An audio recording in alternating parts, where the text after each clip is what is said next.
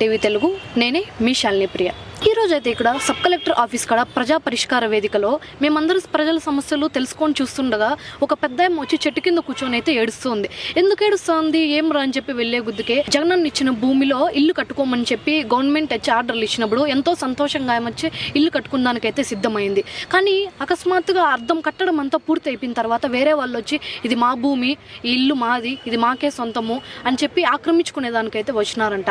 అసలు ఈమెకి వాళ్ళకి సంబంధం ఏమి, వాళ్ళు ఎందుకు ఆక్రమించుకోవాలనుకుంటున్నారు, అసలు ఈ పెద్దమ్మ ఎక్కడి నుంచి వచ్చినారు ఏమి, ఆ విషయాలన్నీ అయితే ఈరోజు మీకు రన్ టీవీ తరపు నుంచి అందిస్తాం. అసలు ఈ పెద్దమ్మ సమస్య ఏమి, ఇక్కడికి అర్జీ పెట్టుకోవడానికి ఎన్నిసార్లు రావడము, అదేవిధంగా ఆమెకు ముందు ఏమన్నా సమస్యలు ఏమన్నా పరిష్కారం ఏమన్నా అయ్యాయా, ఆ విషయాలన్నీ కూడా ఆమె మాటల్లోనే అడిగి మనం వివరంగా తెలుసుకుందాం. నమస్తే అమ్మా, మీ పేరు? నరసమ్మ. అవునా, ఏ ఊరు నుంచి వచ్చినారు? సిద్ధవరం మేడం. సిద్ధవరం ఎక్కడ అది? గాలివీర్ రోడ్డు. గాలివీర్ రోడ్డా? ఏం అంత దూరం నుంచి ఇక్కడికి వచ్చినారు? వీటికే మేడం, కోర్టుకి వచ్చి ఈ కోర్టుకి వాళ్ళు వేసిండేది. ఓకే, ఏం మీ సమస్య ఏమ్మా? ఇండ్లు గురించి మేడం. ఇండ్లు భూమి మాది, ఏ రోజులు మాదే అని వేసినారు మేడం. అంటే ఆ భూమి పత్రాలన్నీ కూడా మీ దగ్గర ఉన్నాయా? అన్నీ ఉన్నాయి మేడం, చూడండి. ఓకే, ఇల్లు కట్టడం అనేది పూర్తి అయిందా? కట్టెలు నిలబెట్టినాము, మోలింగ్ ఆపేసినారు వచ్చి.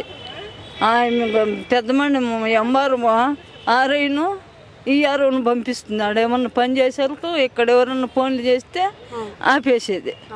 ఎప్పుడు ఇచ్చినారు మీకు ఈ స్థలమ్మా? దీంట్లో ఉండయి మేడం, తెలీదు.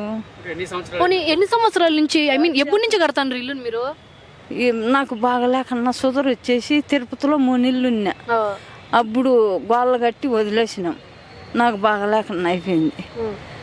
ఇప్పుడు 3 ఇళ్ళు అవుతుంది మోలింగ్ వేయాలని కట్టెలు పెట్టి. కింద కట్టెలు కుళ్ళిపోతే ఎవరికి నష్టం చెప్పండి? మీకే కదా నష్టం. ఈసారి చేయాలి కదా. 18,000 రైతులంతా అడుక్కొని ఇచ్చినాం కట్టెల వాళ్ళకు. అంటే మీ కొడుకులు ఎవరు లేరా? భర్త కూడా లేరా? న్యాయం చేస్తారని వచ్చిన.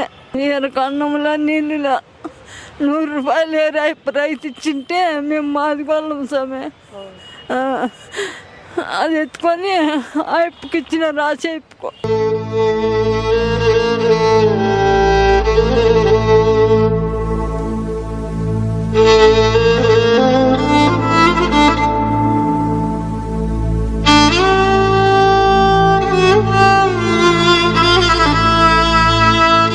ఈ విషయమై ఏమన్నా కంప్లైంట్ ఇచ్చినారా? ఏమి ఇచ్చిందా మేడం?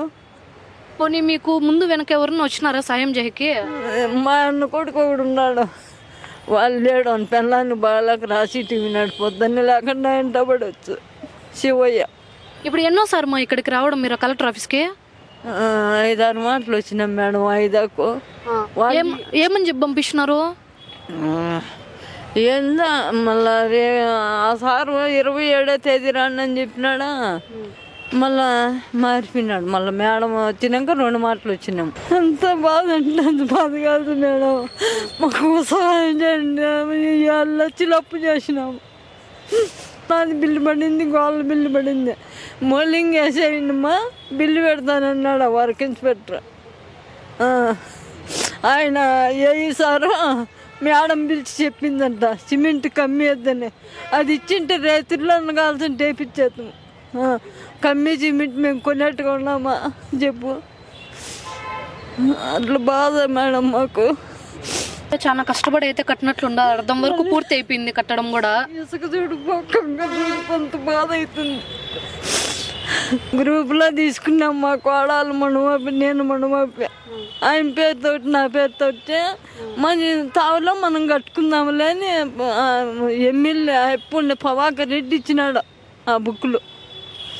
అదే మొత్తానికి ఎంత ఖర్చు అయింది మా ఇల్లు కట్టడానికి? చాలా అయింది మేడం, 10 లక్షలు ఇంకా ఉంటుంది. అదే కట్టడం కూడా అటు వరకు పూర్తి అవుతుంది. గోళ్ళు కట్టేసి కట్టెలు నిలబెట్టేసినాం. గోళ్ళు కట్టే గుదికి నాకు సుధర వచ్చేసింది జ్వరంలో. అంటే వాళ్ళు ఎవరు మీకు దౌర్జన్యంగా ఆక్రమించడానికి వచ్చినామని చెప్పినారు కదా, వాళ్ళు ఏమన్నా మీకు తెలిసిన వాళ్ళ బంధువులా? కాదు, వాళ్ళు దాసరోళ్ళు, మేము మాది వాళ్ళం సమే. అంటే వాళ్ళకి మీకు ఏమన్నా ఘర్షణలు ఉన్నాయా? మరి ఎందుకు వచ్చినారు వాళ్ళు మీ మీద? కట్టడం కట్టిన అంత ఇల్లు కట్టేయినా కూడా ఎందుకు వచ్చినారు మీ మీద? వాళ్ళ వేరే వాళ్ళు మేము కొన్నాము అని అంటారు. వాళ్ళకి పట్టాలు లేవు, పాస్బుక్లు లేవు, ఏం లేవు. దీని ఒరిజినల్ పాస్బుక్లు పట్టాలన్నీ మీ దగ్గర ఉన్నాయా? ఉన్నాయి మేడం, చూడండి. ఓని వీళ్ళు ఉన్నాయి, అన్నీ ఉన్నాయి.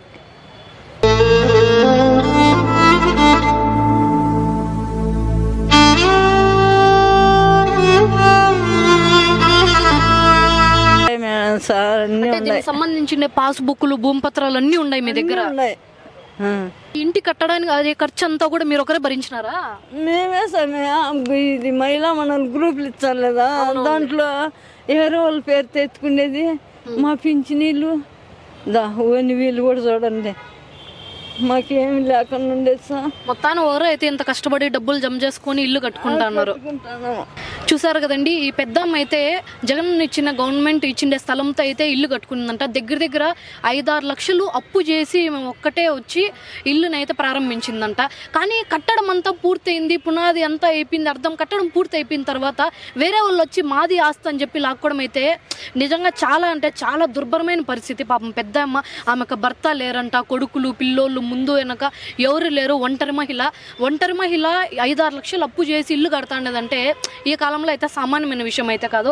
దానికి సంబంధించిన పత్రాలు, ఒరిజినల్ డాక్యుమెంట్స్ అన్నీ కూడా ఉన్నాయి. కానీ ఈమెవైతే ఉన్నమ్మా దానికి సంబంధించిన పత్రాలు, భూమి డాక్యుమెంట్లు, ఆమె కట్టడం కట్టిన ఫోటోలు అన్నీ కూడా ఉన్నాయి.